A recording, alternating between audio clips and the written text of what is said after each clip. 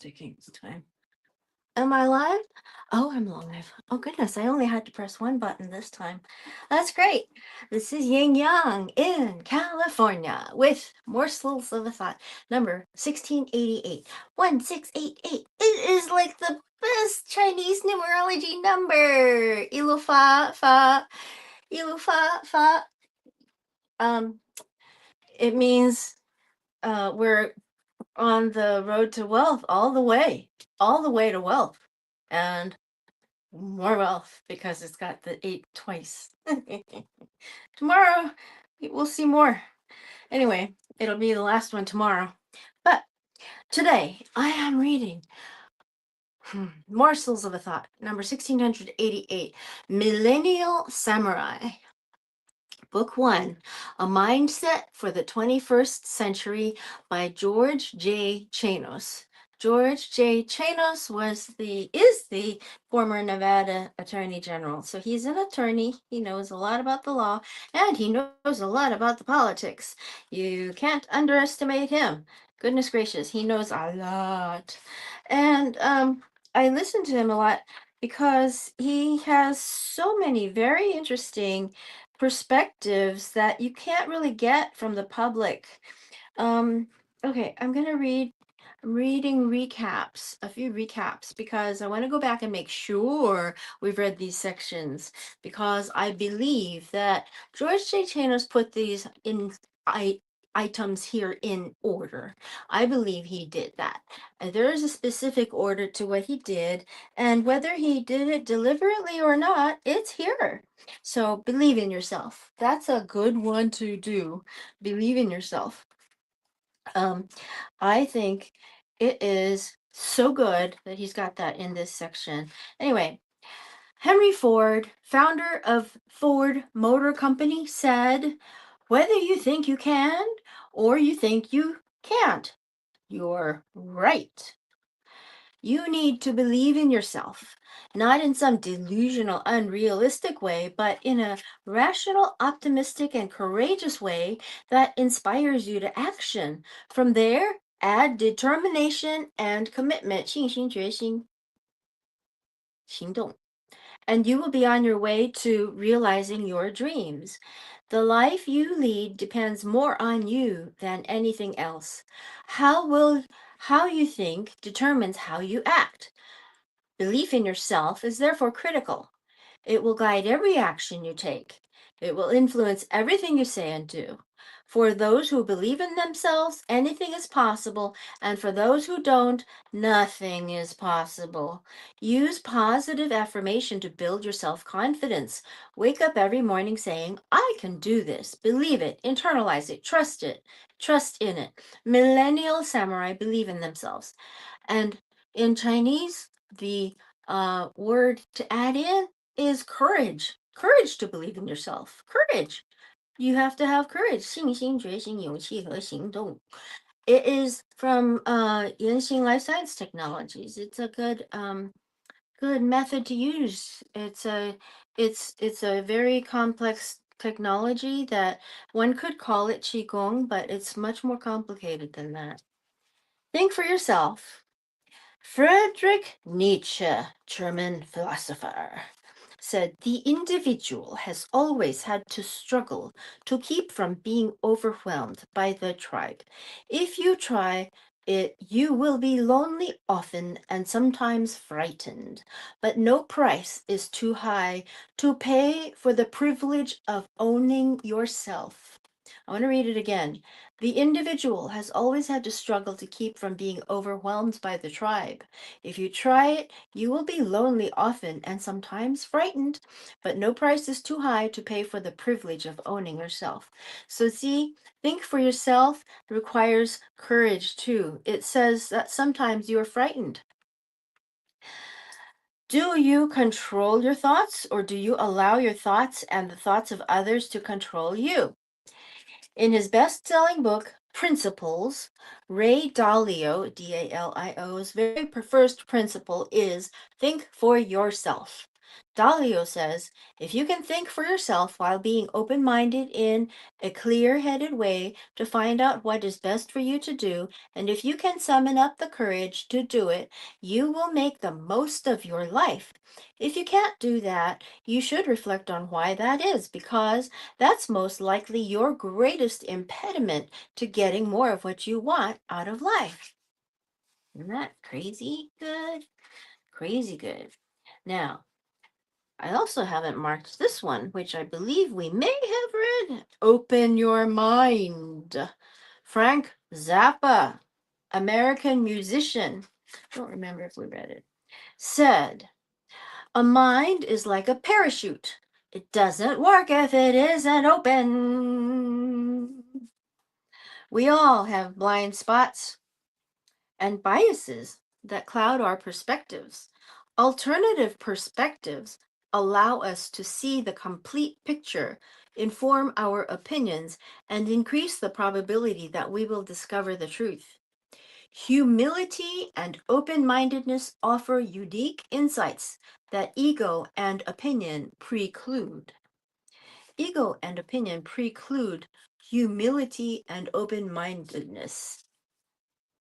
Ego and opinion preclude insights that humility and open-mindedness offer. Unique insights. Unique insights. Humility and open-mindedness offer unique insights that ego and opinion preclude. When searching for answers, don't be concerned with where the answers come from. Exactly. There is a saying that you have to not consider. You could get really good information from a source that you don't like, right? So remember that. Be be concerned that the answers are right. Surround yourself with the smartest people you can find, people who have alternative viewpoints and perspectives, people who can point out what you might be missing. Solicit, explore, and evaluate other people's opinions and judge those opinions based on their merits. Devour information and alternative opinions, not in a quest for validation, but in a passionate search for the truth. And know this is the only certainty in and know this, the only certainty in life is that there will always be a great deal you do not know. Millennial samurai have open minds. There's a mindset recap for the section on mindset, and we are reading 1688th Morsels of a Thought of Wisdom, borrowed from other people like George J. Chanos in Millennial Samurai, Book 1, A Mindset for the 21st Century. This book is free online, and I've been, he has a site where you can go look for it. And I haven't found it myself because he was kind enough to send this to me so that I could read it to you and highlight it. Mindset recap. In developing your mindset for the 21st century, learn to engage in critical thinking, control your thoughts, set clear intentions, believe in yourself, think for yourself, have an open mind, search for the truth, have a positive attitude, show empathy, practice gratitude, be optimistic, have hope, and embrace life with passion. For some of you, that may seem like a lot. It is. Life isn't easy or fair. It requires effort. Now, in core values. In core value, this is the mindset recap with the brain. Now we're going to the core values with the column. I forget what that's called. It's the starts with an A. I can't remember the name of such a thing. But there are several different kinds. The Romans had some, the Greeks had some. I think the Persians had some. I'm not sure. Anyway, core values. Leading a happy, successful, and meaningful life requires that you embrace the core values that have allowed every generation before you to succeed. They include character, courage, commitment, and compassion. And we have read those sections. Next, what? Next is choice. Okay. Let me make sure I did that. Okay, choice, choice, choice. Now we are in choice. Number 21. Viktor Frankl, Austrian neurologist and psychiatrist who survived Nazi death camps. Between stimulus and response, there is a space. In that space is our power to choose our response. Isn't this timing wonderful? We did it yesterday. In our response lies our growth and our freedom.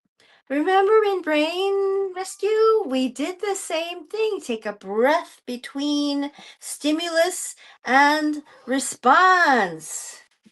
Goodness gracious. That was Dr. Brody Miller, PhD. They know each other, these people. Everyone has the power of choice, regardless of what position you are in now, what conditions you were raised under, or what may have happened to you. You have the power to choose how to respond and to choose what you will do next.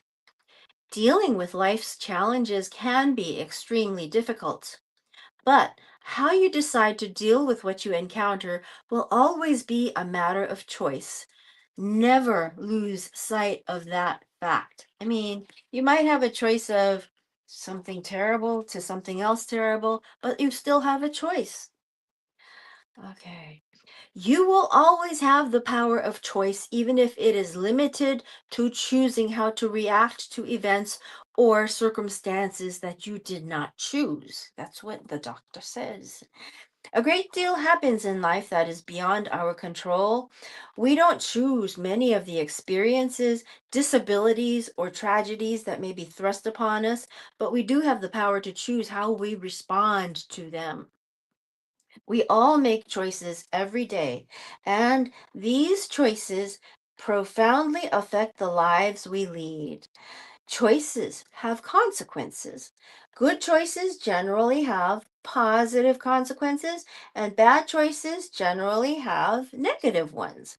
The problem for some people is that they don't think about the likely consequences of their choices, and that failure to think ahead can be costly. This page won't turn. Okay, there we go. Now, the consequences of some choices may be immediate, intended, and or obvious. Other consequences may be less immediate, less obvious, and or unintended. To make informed decisions, you need to try to anticipate and consider all the potential consequences of your choices, and the list of possible consequences is virtually endless. You therefore need to learn over time how to make good choices regardless of the circumstances. You need to learn to think ahead.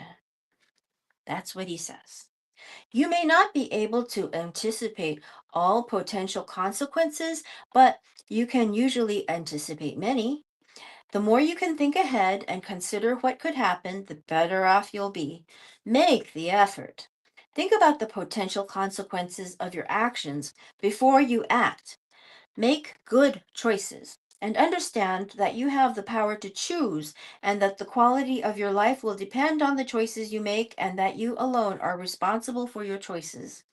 In thinking about your choices, reflect upon the below insights of Dr. Wayne W. Dyer, Eleanor Roosevelt, and Nelson Mandela. Dr. Wayne W. Dyer, author and speaker, said, "In my experience working with a variety of people over several decades, far too many individuals choose to be anonymous members of the pack, therefore suffering from the inner remorse that makes them feel like failures, filled with conflict and resentment, and wondering what the meaning of life is." That was Dr. Wayne W. Dyer, author and speaker. Next, we have Eleanor Roosevelt, former First Lady of the United States, says, said, in the long run, we shape our lives and we shape ourselves. The process never ends until we die, and the choices we make are ultimately our own responsibility. That was Eleanor Roosevelt, former First Lady of the United States. And then Nelson Mandela, former President of South Africa, said, may your choices reflect your hopes, not your fears. That was Nelson Mandela, former President of South Africa. Make choices that are consistent with the life you want for yourself. Choose carefully, says George J. Chanos.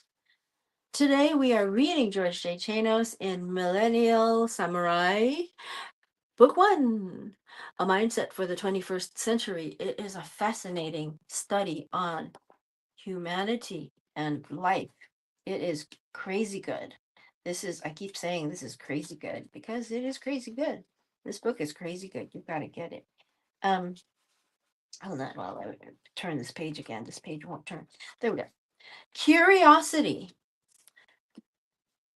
Albert Einstein, German-born theoretical physicist, said, I have no special talents. I am only passionately curious. Interesting. Curiosity has always been at the center of human progress, and it always will be because it leads to the discovery of uncommon knowledge.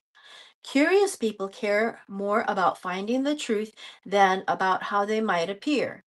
They are more open to asking questions and sharing ideas. They're willing to ask questions that others lack the courage or the curiosity to ask. As a consequence of their curiosity, they generally end up acquiring more knowledge over the course of their lives. This, in turn, makes it easier for them to draw parallels from other disciplines and to come up with creative solutions others may not see. You have to devour information, devour knowledge. And in this in this series, Morsels of a Thought of hopefully wisdom, when you know the right thing to do for yourself, that is wisdom. And when you do it, that take the action and do it, that is virtue. So we're bringing more virtue into the world. Okay, now,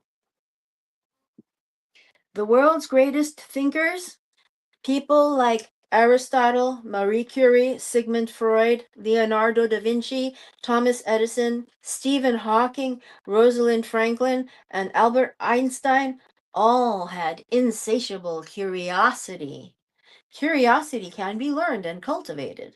The first step toward developing your curiosity is developing a love of learning. If you see learning as a burden, you are less likely to be curious. But if you think of learning as something you love, you will want to learn more. Be open to learn, unlearn, and relearn. Make a conscious choice to look more closely at the world around you. Your curiosity will allow you to discover how and why things work, their potential relationships to other circumstances and disciplines, and their possible application to other unrelated problems or solutions. That's something I do all the time. I've been doing it since I was little. The technological revolution will create massive disruption, and you and or your company are certain to be impacted. Today's leaders need to remain curious in order to stay ahead of the curve.